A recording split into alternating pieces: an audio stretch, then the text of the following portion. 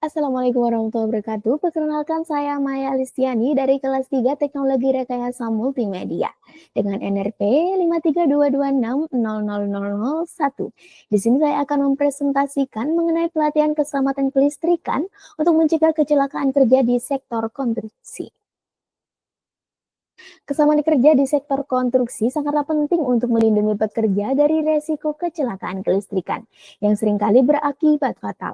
Di Amerika Serikat, standar keselamatan seperti NFPA 70E dan program ESFI telah diterapkan untuk mengurangi kecelakaan, meskipun tingkat fatalitasnya tetap tinggi. Di Indonesia, regulasi Permenaker nomor 12 tahun 2011 mengatur keselamatan listrik. Namun penerapannya di lapangan masih menghadapi tantangan yang besar, terutama di sektor konstruksi yang kompleks dan beresiko tinggi. Pelatihan lokal seperti yang dipimpin oleh Hendra Mesa dalam akun YouTube-nya mengenai pelatihan kelistrikan berupaya mengadaptasi standar internasional agar relevan dengan kondisi di Indonesia. Oleh karena itu, presentasi ini mengeksplorasi perbandingan praktik pelatihan keselamatan di kedua negara, yaitu Indonesia dan Amerika, dan penerapannya di sektor konstruksi untuk meminimalkan kecelakaan dan melindungi para pekerja. Tujuan dari pelatihan ini yaitu memastikan bahwa pekerja memiliki pengetahuan dan keterampilan yang cukup untuk mengidentifikasi resiko listrik dan menerapkan langkah-langkah pencegahan yang sesuai. Ini meliputi pemahaman tentang konsep dasar keselamatan kelistrikan seperti teknik grounding dan lockout takeout atau biasa disebut LOTO yang bertujuan untuk mengurangi kemungkinan kecelakaan yang mengakibatkan peralatan listrik. Manfaatnya sendiri yaitu ada 3. Yang pertama, meningkatkan kesadaran pekerja terhadap bahaya listrik. Yang kedua, memastikan organisasi mematuhi persyaratan keselamatan dari badan pengatur seperti NFPA dan OSHA.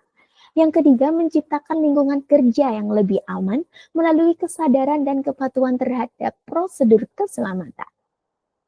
Batasan masalah dari presentasi ini yang pertama yaitu yang pembahasan ini berfokus pada yang pertama, konsep dasar keselamatan listrik dan penerapan praktek terbaik di sektor konstruksi.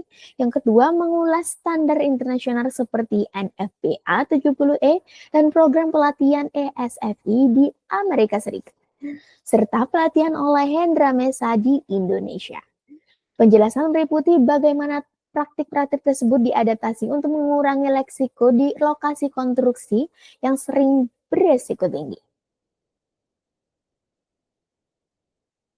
Oke, untuk konsep dasar keselamatan listrik. Di sini, pelatihan ini mencakup berbagai elemen penting termasuk yang pertama, grounding, yaitu teknik yang memastikan arus listrik dialirkan ke tanah untuk mencegah kebocoran arus yang dapat membahayakan.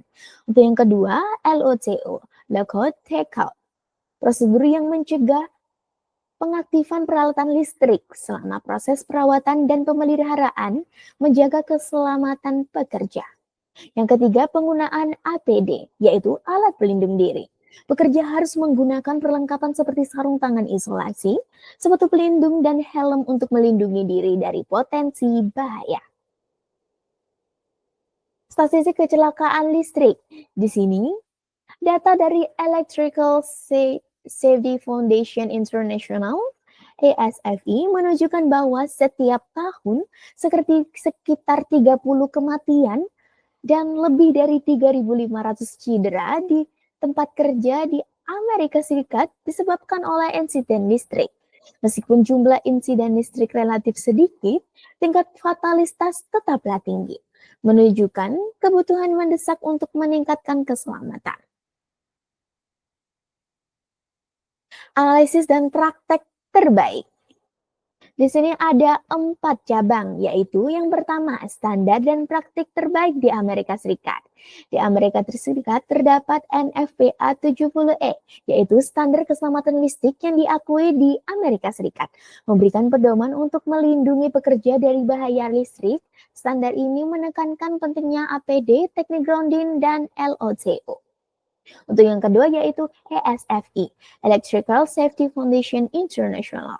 Program pelatihan di Amerika Serikat memiliki data statistik tahunan dan rekomendasi keselamatan. Menurut ESFI, sekitar 300 kematian terkait listrik terjadi setiap tahun di Amerika Serikat, menunjukkan pentingnya penerapan pelatihan keselamatan yang efektif. Untuk yang kedua, praktik keselamatan di Indonesia. Pemernaker nomor 12 tahun 2011, regulasi yang mengatur keselamatan kelistrikan di tempat kerja di Indonesia, menekankan kewajiban perusahaan untuk memastikan pekerja menggunakan APD, yaitu alat pelindung diri, dan memahami prosedur keselamatan.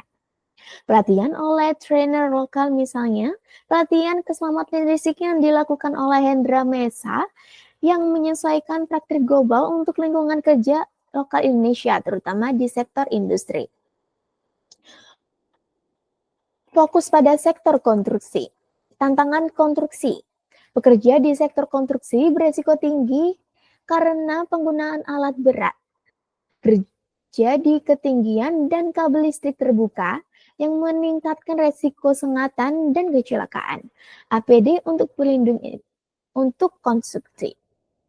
Pekerja harus selalu memakai APD seperti sarung tangan isolasi dan helm untuk pelindungan diri dari bahaya listrik. Untuk yang ketiga, inspeksi rutin peralatan listrik. Untuk peralatan listrik harus diperiksa secara berkala untuk memastikan keamanan penggunaannya. Untuk cabang yang keempat, yaitu simulasi penanganan darurat. Inilah sangat penting dalam praktek terbaik untuk pencegahan keselamatan listrik. Yang pertama yaitu latihan keadaan darurat. Di sini persiapan melalui simulasi untuk situasi berisiko tinggi seperti konsleting atau kebakaran listrik, melatih pekerja konstruksi untuk menghadapi dan merespon dengan cepat. Yang kedua, pengawasan kepatuhan alat pelindung diri. Supervisi di lapangan untuk memastikan pekerja mematuhi standar penggunaan APD dan keselamatan, khususnya di lingkungan konstruksi yang memiliki resiko lebih tinggi. Tentu yang terakhir yaitu kesimpulan dari presentasi ini. Yang pertama, pentingnya pelatihan terstruktur untuk mencegah kecelakaan. Pelatihan keselamatan yang terstruktur mengurangi resiko kecelakaan listrik, terutama di sektor konstruksi. Implementasi standar internasional seperti NFPA 70E di Asia, Amerika Serikat, dan Permenaker nomor 12 tahun 2011 di Indonesia menciptakan lingkungan kerja yang lebih aman. Untuk yang kedua, manfaat lingkungan kerja yang aman dan produktif.